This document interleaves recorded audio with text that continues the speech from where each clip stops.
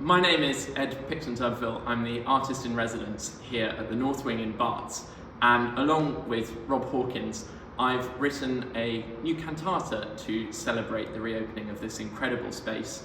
Behind us is this extraordinary mural painted by Hogarth depicting Jesus' healing at the Pool of Bethesda, and Rob and I thought we would just talk a little bit about how this thing came into being and some of the interesting questions surrounding the libretto. So Rob, where did you start?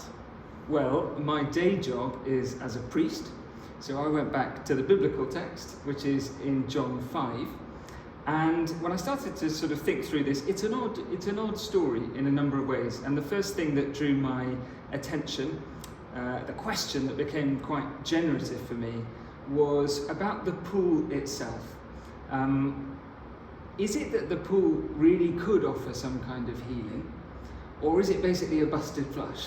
So the story is about a pool in Jerusalem, outside the walls of Jerusalem, where the sick, the lame, the blind are gathered, hoping for a kind of healing.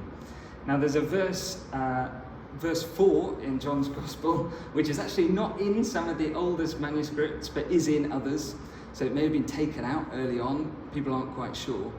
But this verse says that every so often an angel of the Lord stirs the waters of the pool, and that the first person into the pool after that stirring is healed. So lots of people are gathered, clamouring around this pool, trying to be the first into the water. And there's this man there who can't get to the water because he's got nobody to carry him, and it's him that Jesus heals. But it just set me wondering, had the man had somebody there who could have carried him to the water, would the pool have done anything for him? It does say, doesn't it, that the first to the water will be healed? Well, it does, but in that excised verse, which is not actually there in the NRSV, the modern translations of the Bible that we use. It feels quite pagan, right? This idea that an angel's going to heal people. A little bit, and John is deeply symbolic. Nothing, a cigar is very rarely just a cigar. Are there any cigars in John's Gospel? Not many, no. Anyway, so you always have to be reading below the surface to try and find out what's really being said. A few chapters earlier, Jesus does the transformation of water into wine at the wedding at Cana, and that's deeply symbolic too. That's about the new covenant in some ways surpassing the old rituals of purity and cleanliness there in the water jars being surpassed by the wine of the new covenant. So perhaps there's a similar thing going on with the healing. The pool, it struck me, maybe represents this kind of holiness which is competitive, which is to do with being the first into the pool, and it resembles lots of other healings in the Gospels, where Jesus comes into a situation that's deeply hierarchical and deeply competitive, where there are people who are in and there are people who are outside, either on grounds of purity or cleanliness or health. And what he does is he goes to the people who are outside and brings them in. Those are the people who he pays attention to. And it's the same in this story, but that process of thinking about what the pool might stand for and why Jesus kind of subverts what's going on with this competition for the healing pool, that set me wondering about the angel. Is there in fact an angel there? You're right, it's in that one verse, but we don't use that verse most of the time. It is in the painting. Exactly, so we came, in the early stages of the project, we came to St. Barts, we had a look at the painting, and of course the angel's there. So that really began the creative process for me, was thinking, okay, if we had an angel as a dramatic character, how could they throw some light on this kind of ambivalence, ambiguity of the pool? And so I came up with the idea quite early on that the angel could sing a kind of lament for the state of affairs around this pool that had become competitive. Yeah, where nobody's understanding exactly what should be happening. Exactly. Angels, biblically, are deeply mysterious, but a good way of thinking about them is just to think of, they are the means by which messages come from God. And so I started thinking about the water in this pool and whether the water itself could be a kind of message that is not being heard, not being received. And so this grew into the idea that the angel would near the beginning of the piece, sing this aria, and the angel would be so closely identified with the water. The angel would be singing in the voice of water, if you like, with this lament for the people who got the wrong idea, basically. The angel had been singing about water as connection and as flowing together and as likeness, and people just hadn't listened. Yeah, she's kind of continually frustrated that people aren't listening throughout the whole cantata. Right, exactly. You're a bit of an expert in angels, aren't you, Rob? I have done some looking into angels in the past. I mean, in this case, I got thinking about the angel in connection with the Holy Spirit, but also in particular with this idea of water. Early on in the project, I remember I listened to a great poet, Alice Oswald, who you probably should have given this gig to be honest, but I guess... Might not have got her, I think. No offence, Rob. No problem. I'm very glad she was busy. She's a great poet of water. Dart is this wonderful poem about a river in Devon, ventriloquising the voices of the river. And she was professor of poetry in Oxford. One of those lectures is about water and the poetics of water. And I listened to this, and she has this beautiful idea that water is like an elemental simile. It is simile itself, because it is always reflecting its surroundings and taking the shape of what it flows around. It's a deeply communal element. And while I was thinking about, so it's an element that is always being like the things that it's around. She talks about the fact that Homeric poets, the poets of the Homer's tradition, would recite their oral poems draped in a blue gown. And this blue gown was water itself, and their poems, which are drenched in simile, have that blueness of water about it.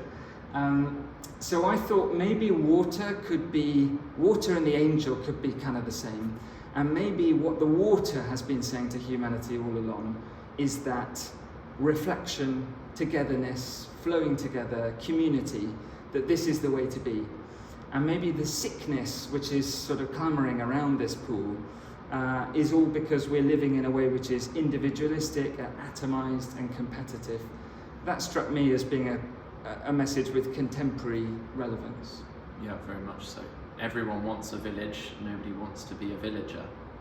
Right, I've not heard that. That's good, isn't it? Yeah. And we kind of conceived the project from the beginning. The idea was that there would be some soloists, but then also a community chorus made up of staff from the hospital, and then also chorus of people who just sing for pleasure. You know, this was going to be a project to try and bring people together. Yeah. We've got about 40 people singing in the choir, which It's really is quite exciting. satisfying. Yeah.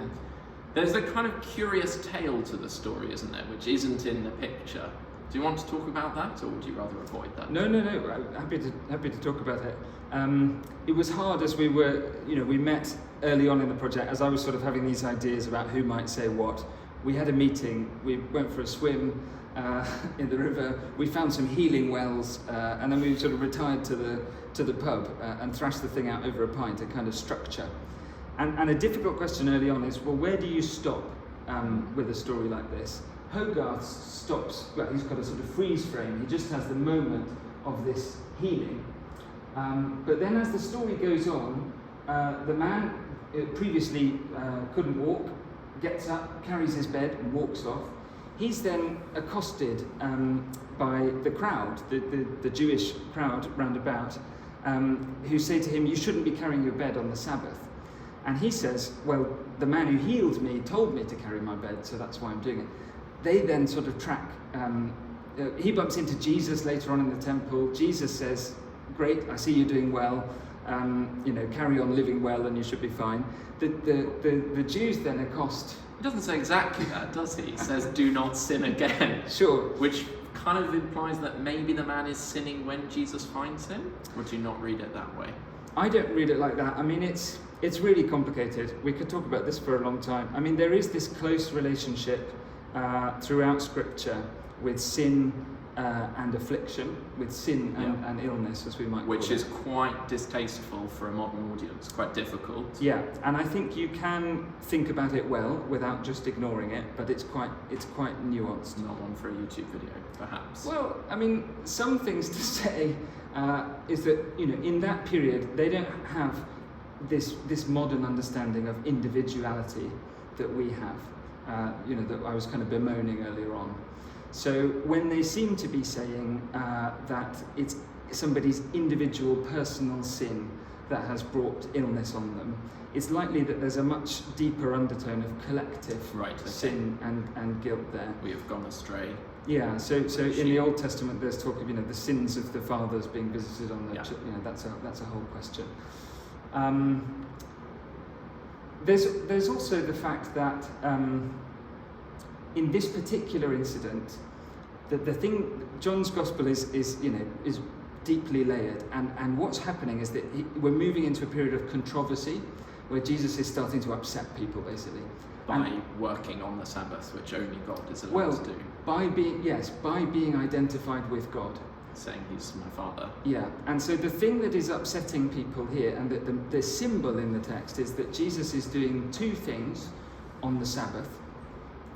He is giving life, healing, and he is judging. He's passing judgment. Right. And so he does those two things are what he does for the man on the Sabbath. He heals him, so he gives him a kind of life, and then he passes a kind of judgment, which is to say that, you know, your future health is connected to your living well, to your not sinning. And that's the judgment, the righteousness of God. Now those two things are meaningful because those are the two things that the Jewish tradition at that time asserted were the two things that God did do on the Sabbath. Because people are born on the Sabbath and they die on the Sabbath. Exactly. And because the whole grounding of right and wrong doesn't stop on the Sabbath, because God keeps judging, essentially. Not condemning, but holding on to morality, basically. And so for Jesus to do those two things on the Sabbath, to heal, which only God does, and to judge, which only God does, the point there is that Jesus is aligning himself with God and making a claim to divinity.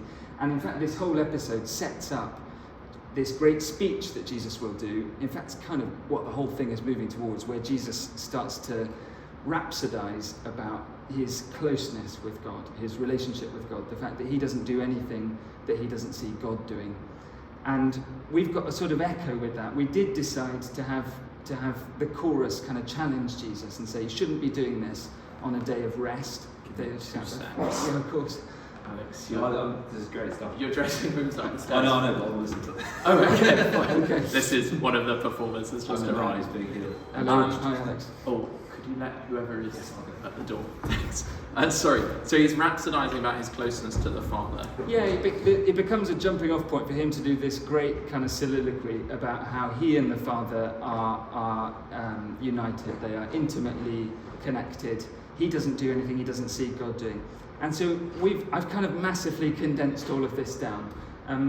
Yes, we didn't want to skip the challenge. No. We felt it's quite important, but we did reframe it a little bit, perhaps. A little bit. The challenge comes in that they say, "Why are you healing when you know we should be resting?" And this gives Jesus an opportunity to say, actually, I mean, all of that stuff about God's activity, I've kind of boiled that down for a modern audience into what Jesus says in our cantata, which is that love is rest. So to do these things of healing and holding on to right and wrong, these are love, and love doesn't stop on days of rest, basically. So Ed has written this beautiful, luxurious tune for Jesus' aria. Which, it's a bit naughty, really. No, but I sort of feel we've earned it by that stage. Yeah, and the refrain there is that love is rest.